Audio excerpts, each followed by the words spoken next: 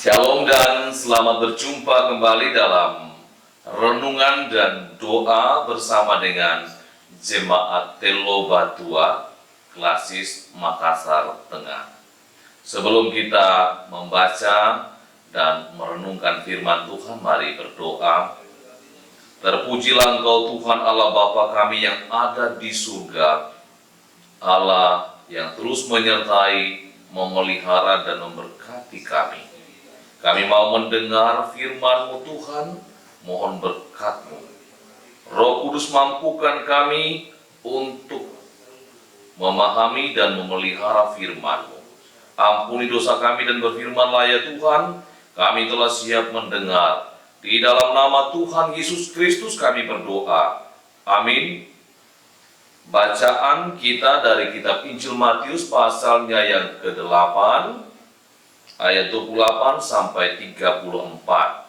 Firman Tuhan berbunyi, 2 orang yang kerasukan disembuhkan.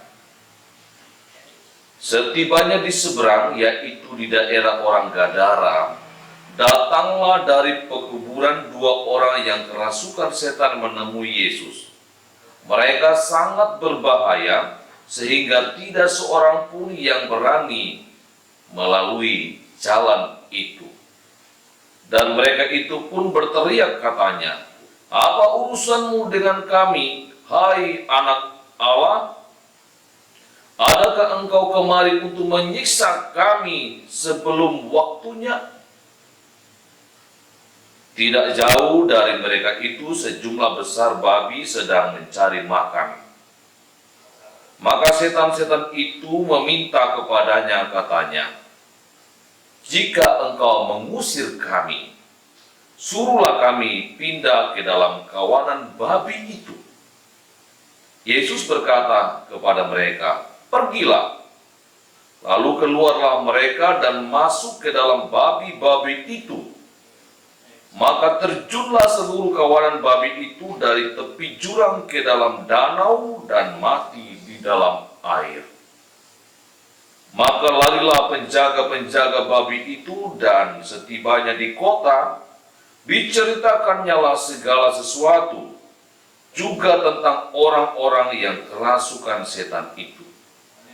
Maka keluarlah seluruh kota mendapatkan Yesus, dan setelah mereka berjumpa dengan Dia, mereka pun mendesak supaya Ia meninggalkan daerah mereka. Amin. Demikian pembacaan firman Tuhan. Saudara-saudara yang dikasihi Tuhan, judul renungan kita hari ini, jangan egois. Jangan mementingkan diri sendiri.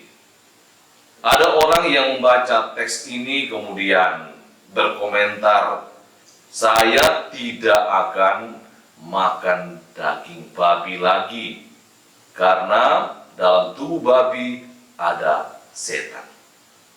Ini ungkapan-ungkapan yang muncul dalam diskusi lepas bisa menjadi candaan mereka. Saudara-saudara yang dikasihi Tuhan, perikop ini bertujuan memperlihatkan bahwa Yesus lebih berkuasa dari segala kuasa yang ada di dunia. Dari kuasa penyakit sampai kuasa alam dan angkasa. Namun Yesus selalu mendapat perlawanan. Khususnya dalam ayat 34 itu menuliskan bahwa maka keluarlah seluruh kota mendapatkan Yesus, dan setelah mereka berjumpa dengan Dia, mereka mendesak Dia supaya Dia meninggalkan daerah mereka. Pertanyaannya, mengapa? Bukankah Yesus baru saja menolong mereka? Tidak adakah rasa terima kasih mereka kepada Yesus? Ternyata bukan persoalan Yesus mengusir setan dari 2 orang itu.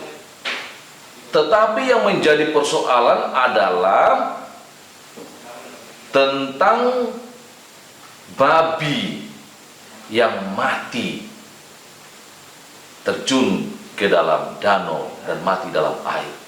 Karena roh setan yang meminta supaya mereka pergi atau pindah ke dalam babi-babi itu dari manusia yang selama ini tersiksa karena ikatan kuasa roh jahat. Saudara-saudara yang dikasihi Tuhan, kabar tentang Yesus itu yang mengusir kuasa setan dari orang yang kerasukan setan, dan setan itu masuk ke dalam babi, dan babi itu terjun ke dalam danau dan mati. Rupanya itu yang mengganggu orang-orang di dalam kota, karena mereka itu lebih mementingkan harta benda mereka, ternak babi, dibandingkan dengan nyawa manusia yang ditolong oleh Yesus. Tentu kita berpikir manusia jauh lebih berharga daripada babi-babi itu. Sering ada ungkapan, manakah yang lebih berharga, harta atau nyawa? Pilih harta atau pilih nyawa? Orang-orang yang terdesak selalu memilih nyawa. Silakan ambil harta benda.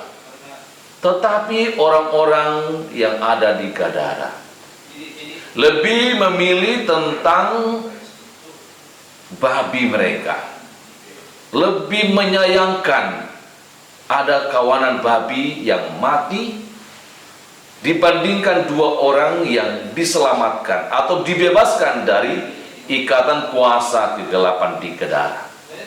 Tetapi agaknya orang-orang lebih, sekali lagi, orang-orang lebih mengutamakan kebutuhan hidup dibandingkan kesembuhan mereka yang sakit.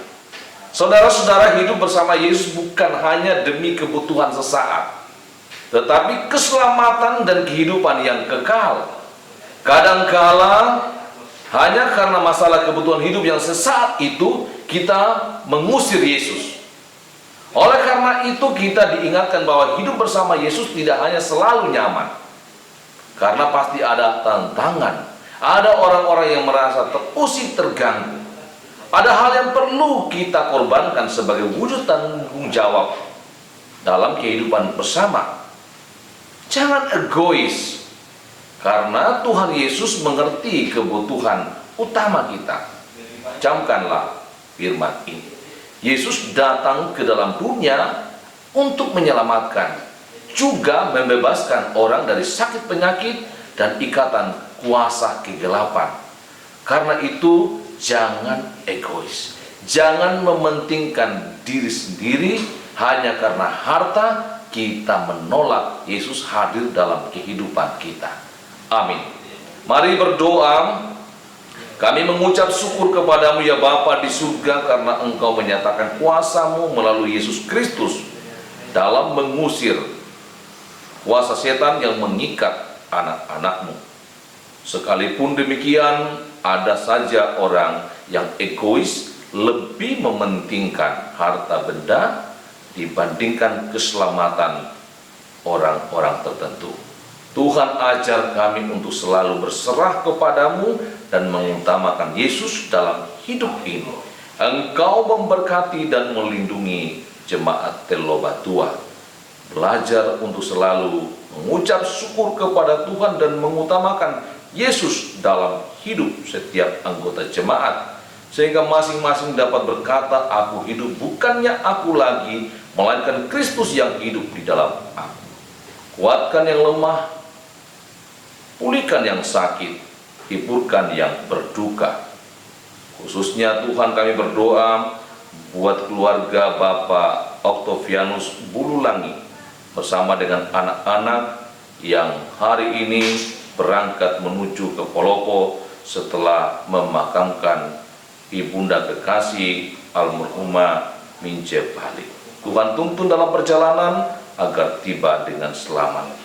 Seluruh kehidupan warga jemaat dalam tanggung jawab yang dipercayakan kepada mereka, Tuhan mampukan mereka untuk mengangkatnya dengan baik, baik yang bekerja maupun yang mengikuti pendidikan. Engkau melindungi dari mara bahaya, juga dari virus corona. Memberkati bangsa dan negara kami, pemimpin-pemimpin kami untuk terus menjalankan tugas dengan takut akan Tuhan. Terimalah doa kami yang kami bawa kepadamu di dalam nama Tuhan Yesus Kristus. Amin. Demikian renungan dan doa kita. Tuhan Yesus memberkati.